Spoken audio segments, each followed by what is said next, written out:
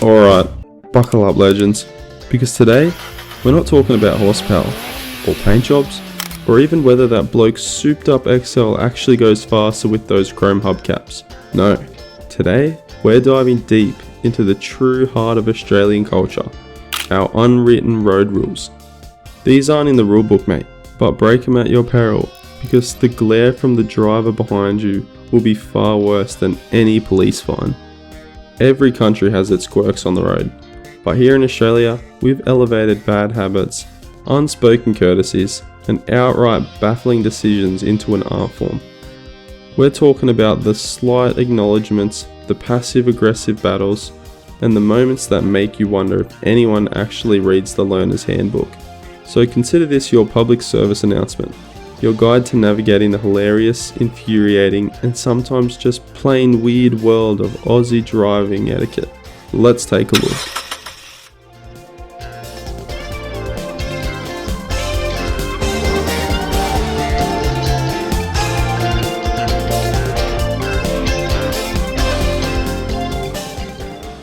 First up, the cornerstone of polite Aussie driving, the acknowledgement wave. You let someone merge, you slow down to let them out of a side street, or you politely wait your turn in a narrow laneway. What do you expect in return? A parade? A cash payment? Nah, just the wave. It's a subtle art. It can be a full hand off the wheel flourish, a casual 2-finger lift, a quick nod, or even just a flicker of the hazard lights. But if you don't get it, the silent fury, the tooting, the judgmental stare into the rearview mirror, you might as well have cut them off and stolen their last Tim Tam. It costs nothing, means everything, and neglecting it is a direct assault on the fabric of Aussie society. Don't be that bloke. Next, we tackle the bane of every Australian highway, the right lane squatter. You're on a multi-lane highway, the speed is 100 km per hour, and there they are, cruising along at 90 km an hour, or worse, 80 km an hour, holding up a convoy of increasingly frustrated drivers in the overtaking lane. Their logic, I'm doing the speed limit, or I'm just chilling, mate. They are the unintentional traffic engineers, creating impromptu car parks on the freeway. Even the official rule, keep left unless overtaking. But to the squatter, that right lane is their kingdom, and you are merely a peasant in their slow-moving parade. Attempts to flash headlights or politely indicate usually resulting them to slowing down further just to make a point. It's masterclass in passive aggression, often perfected by someone in a shiny new Prado who clearly thinks that the right lane is just for going vaguely in this direction. Now, for a truly baffling mystery, the indicator optional driver. These automotive anarchists believe that turn signals are merely suggestions, or perhaps optional extras they forgot to tick when they bought their car.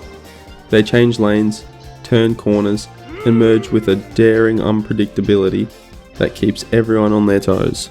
It's a bizarre dance. Are they turning left, right, going straight into the shopping centre wall? Who knows? The suspense is palpable. You see them indicate after they've already started to turn, as if to say, oh, I was doing that, my bad.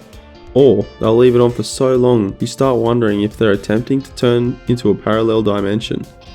It's less about communication and more about the thrilling game of automotive charades, played at 60 km an hour.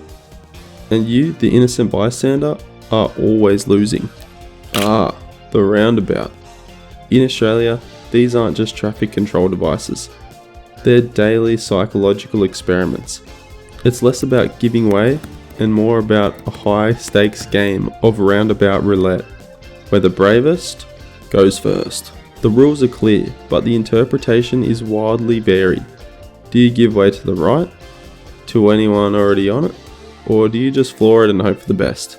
You've got the driver who stops dead when there's no one for miles, and the one who barrels in like they're auditioning for Mad Max.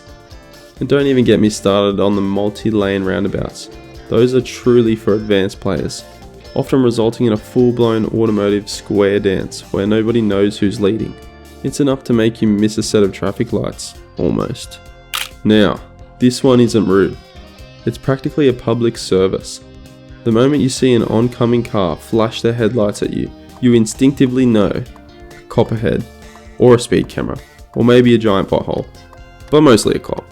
It's the unofficial bush telegraph of the Australian highway. No words are exchanged, no laws are explicitly broken, but the message is crystal clear. Ease off the accelerator, check your speed, and maybe hide that questionable air freshener. It's a beauty, unspoken act of solidarity amongst motorists. A silent, she's right, mate, don't get stung. It's proof that deep down, despite all the indicator optional drivers, the lane squatters, we're all still looking out for each other. Sort of. Now, this one's a classic friction point. The late merge master. You've got two lanes merging into one. Traffic is banking up, and you see them. The driver who cruises down the end of the lane, past the entire queue, only to try and squeeze in at the very last possible second. Are they clever? Are they just audacious? Or do they genuinely not understand the concept of a queue? Often they'll give you a confused look as if you're the one being rude by not instantly creating a car-sized gap for them. The unspoken rule of zipper merging seems to apply only when it's convenient for them.